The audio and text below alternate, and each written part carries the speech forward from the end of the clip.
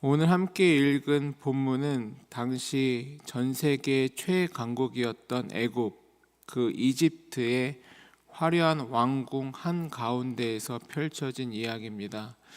그 웅장하고 화려한 왕궁 안에 다소 초라한 행색이었던 이 모세와 아론이라는 두 사람이 우두커니 서 있습니다. 그들은 스스로를 태양신이다라고 여겼던 이 바로왕 앞에 서서 자신들의 백성들을 이제 내보내 줘야 된다라는 주장을 하고 있었던 것입니다. 1절입니다. 여호와께서 모세에게 이르시되 볼지어다 내가 너를 바로에게 신같이 되게 하였은즉 내 형 아론은 내 대언자가 되리니. 여기서 하나님께서 모세에게 내가 너를 바로에게 신같이 되게 하였은즉 이라는 표현이 우리의 주목을 끕니다. 신같이 되게 하신다라는 말씀이 무엇이겠습니까? 애굽의 요술사들이나 우상들처럼 모세도 그저 신기한 기적을 부리는 존재로 만들어주겠다 정도의 설명일까? 아마 그것은 아닐 것입니다. 앞에서 말씀드렸던 것과 같이 당시 애굽 문화는 이 바로를 왕과 같이 여긴 것을 넘어 신과 같이 여기는 상태였습니다. 파라오 역시 스스로를 태양신이 아들이라고 여기면서 그 거대한 건축물과 그 거대한 권위 앞에 사람들을 짓눌렀던 것입니다.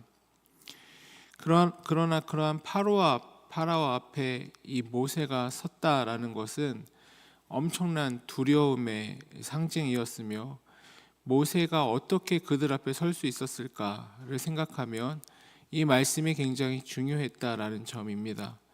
진짜 하나님께서 진짜 자신의 백성들을 너희를 신과 같이 신의 권위로 또 나의 백성이다, 나의 자녀들이다 라는 이야기는 파로 앞에 기죽을 필요가 없다. 왜냐하면 그들은 가짜 신이고 나 하나님이 진짜 신이기 때문에 내가 너희를 신과 같이 보낸다. 이 말씀이 모세와 아론에게 큰 위로와 큰 담대함을 얻을 수 있었던 이 근본이 되었던 것입니다.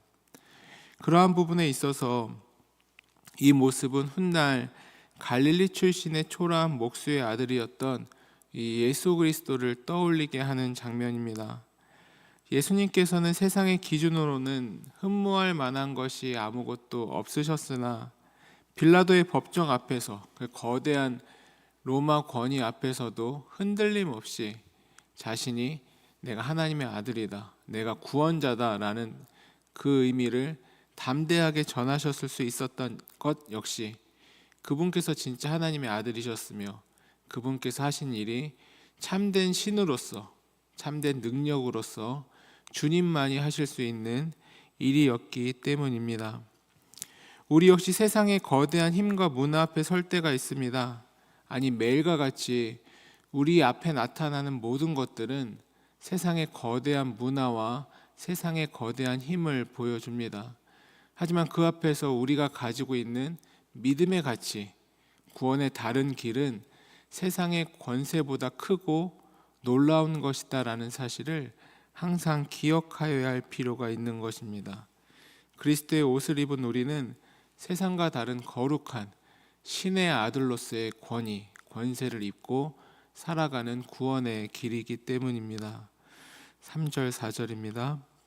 내가 바로의 마음을 완악하게 하고 내 표징과 내 이적을 애굽 땅에서 많이 행할 것이나 바로가 너의 말을 듣지 아니할 터인즉 내가 내 손을 애굽에 뻗쳐 여러 큰 심판을 내리고 내 군대 내 백성 이스라엘 자손을 그 땅에서 인도하여 낼지라. 이 대목에서 오랫동안 신앙생활 하신 분들도 또 처음 교회에 나오신 분들도 선뜻 이해가 되지 않는 이 문장, 질문 하나가 생길 수 있습니다. 그것은 바로 하나님께서 바로의 마음을 완악하게 하셨다라는 표현입니다. 이 바로가 하나님의 말씀을 잘 듣지 않는 것, 자기 마음대로 행동했다라는 것은 그렇다면 이 바로의 책임이라고 볼 수 있는 것이 아니지 않는가? 왜냐하면 하나님께서 그 마음을 완악하게 하셨기 때문에 벌어진 일이라면 이 바로의 책임이라 할 수 있는가라는 질문과 오해입니다. 이러한 생각은 하나님의 선하심과 하나님의 일하시는 섭리를 오해하기 때문에 발생되는 질문입니다. 이 성경의 설명은, 다시 말해 바로의 마음을 완악하게 하셨다라는 표현은 바로의 마음에 원래 선한 것이 가득한데 하나님께서 바로가 원치도 않았던 완악한 마음을 억지로 막 쑤셔 넣으셨다, 선했는데 그 마음을 완악하게 바꾸셨다, 이런 표현이 절대도 아니다라는 설명입니다. 바로의 마음은 이미 교만과 욕심으로 가득했고 그의 자유로운 선택 속에서 이미 하나님께서 여러 차례 기회를 주시며 이 이스라엘 백성들을 내보낼 수 있는, 크신 하나님을 인정할 수 있는 기회들을 여러 모양으로 보여주셨고 알려주셨고 할 수 있는 시간들도 충분히 주셨으나 바로는 자신이 가지고 있었던 것과 그 완악함 때문에 또 그 완악한 마음을 계속 굳게 스스로 만들어 그 상태가 이미 돌이킬 수 없었던 상태가 되었다, 그 굳어진 마음에 그 상태를 내버려 두셨다라는 의미를 갖고 있는 이 표현이다라는 설명입니다. 하나님께서 바로를 향하여 이러한 상태의 은혜를 주셨음에도 불구하고 그가 끝끝내 그 마음을 받아들이지 않으니 그 마음이, 또 그 인생이 마치 이 브레이크가 고장난 폭주 기관차처럼 자신의 욕망대로 계속 흘러가게 되었다라는 의미를 담고 있는 표현이다라는 점입니다. 그러한 점에서 오늘 말씀은 바로의 마음이 굳어진 것이, 완악한 것이 하나님 책임이 아니라 스스로 그 결정을 한 바로의 잘못이다라는 점을 부각시킵니다. 이를 통해 우리는 깨닫습니다. 반대되는 깨달음을 얻어야 하는데요, 이 말씀을 들을 때 하나님의 말씀을 듣고 하나님의 말씀이 내 마음을 움직여, 내가 하나님 말씀 안에 살아야 되겠구나, 하나님과 동행해야 되겠구나, 이와 같은 하나님을 향한 마음이 생긴다면 그것은 완악한 우리의 마음, 완악한 우리의 본성에 하나님께서 큰 은혜를 주신 것이고 지금 하나님께서 우리의 마음에 말씀하고 계신다라는 중요한 증거가 됩니다. 하나님의 음성을 듣는다고 해서 실제 누구누구야 하는 그 음성을 듣는 것만 생각하지만 진짜 중요한 음성은 우리의 마음을 바꿔주시는, 우리의 마음을 흔들어주시는 은혜다라는 점을 기억하여야 하는 점입니다.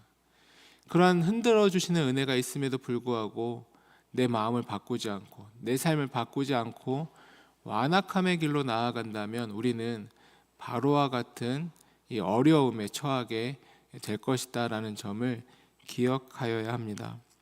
5절입니다. 내가 내 손을 애굽에 펴서 이스라엘 자손을 그 땅에서 인도하여 낼 때에야 애굽 사람이 나를 여호와인 줄 알리라 하시매. 앞에서 설명드린 바와 같이 하나님의 말씀이 선포될 때 그 말씀에 온전히 나를 변화시키는 것, 나를 순복시키는 것이 지혜로운 사람의 삶의 형태입니다. 그러나 바로의 왕, 이 애굽 사람들은 어떠했습니까? 이 5절의 설명에 따르면 10가지 재앙으로 다 어려워지고 힘들어진 이후에야 이들이 그분이 하나님이셨구나, 이스라엘 백성들의 신이 진짜 신이었구나, 그제서야 그 생각을 한다라는 점입니다. 우리의 속담의 표현과 같이 소 잃고 외양간 고치는 모양을 갖게 되는 것입니다. 그러한 점에서 모든 징계와 아픔을 다 겪고 나서야 하나님을 인정한다는 것은 미련한 행동이고 하나님의 말씀 앞에 빠르게 나아가는 것이 지혜로운 결정이다, 성경은 우리에게 계속해서 강조합니다. 6절 7절입니다. 모세와 아론이 여호와께서 자기들에게 명령하신 대로 행하였더라. 그들이 바로에게 말할 때에 모세는 80세였고 아론은 83세였더라.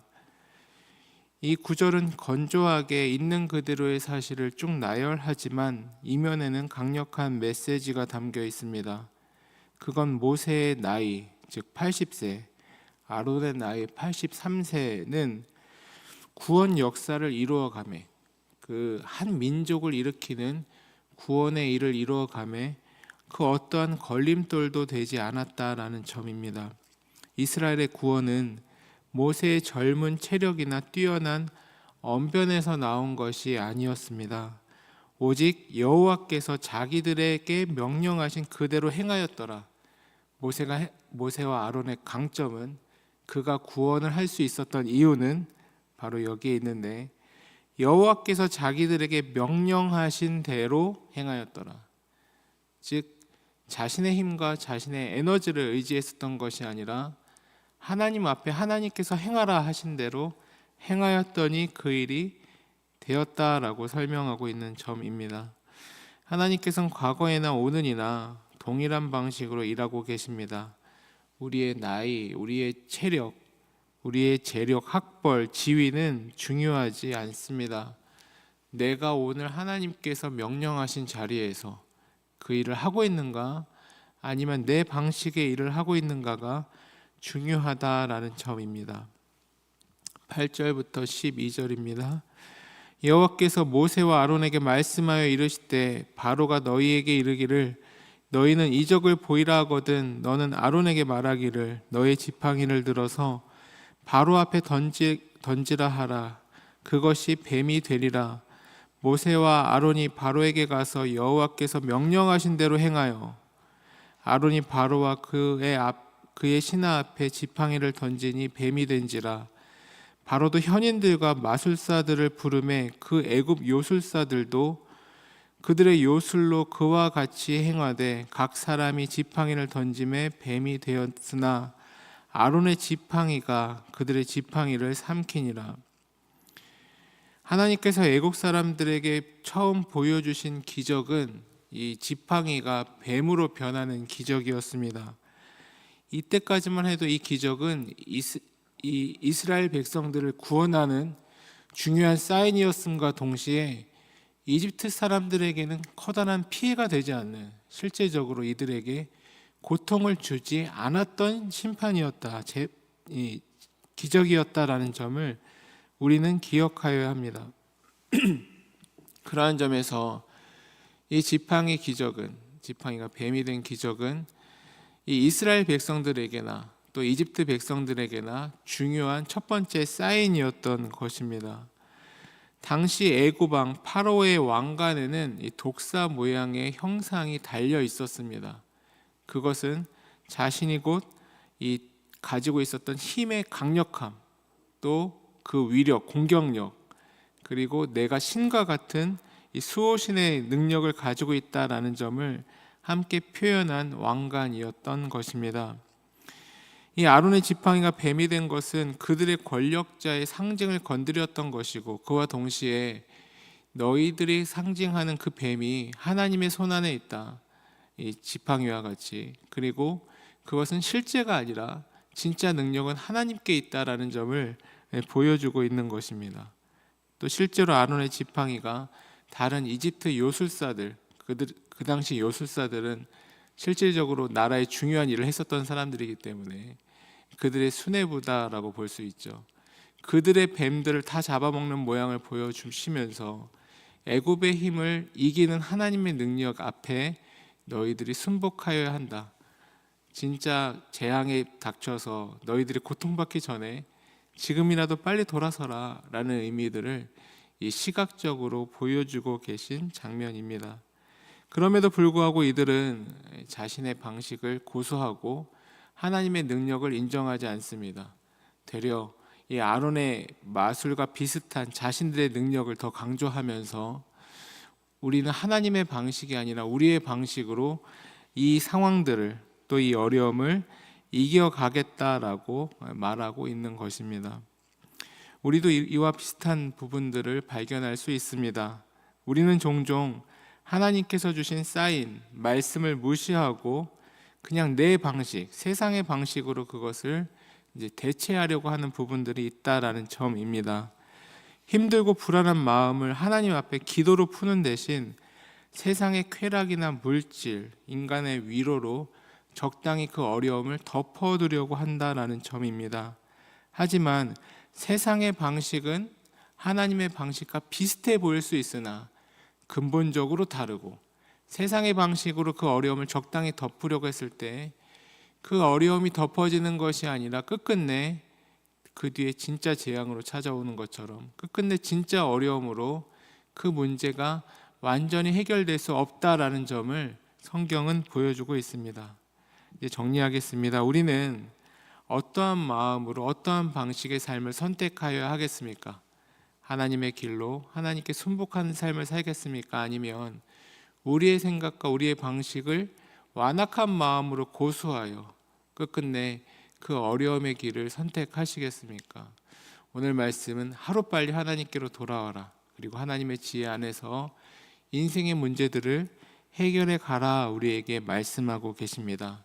오늘 기도의 자리에서 하나님의 지혜를 의존하여 우리가 우리의 방식이 아닌 하나님의 말씀에 순종하는 방식으로 우리 하루하루를 주님과 함께 그 능력으로, 신과 같이 된 주님의 참된 은혜의 능력으로 돌파해 나아가시고 승리해 나아가시는 모든 교우님들 되시기를 주님의 이름으로 축원합니다.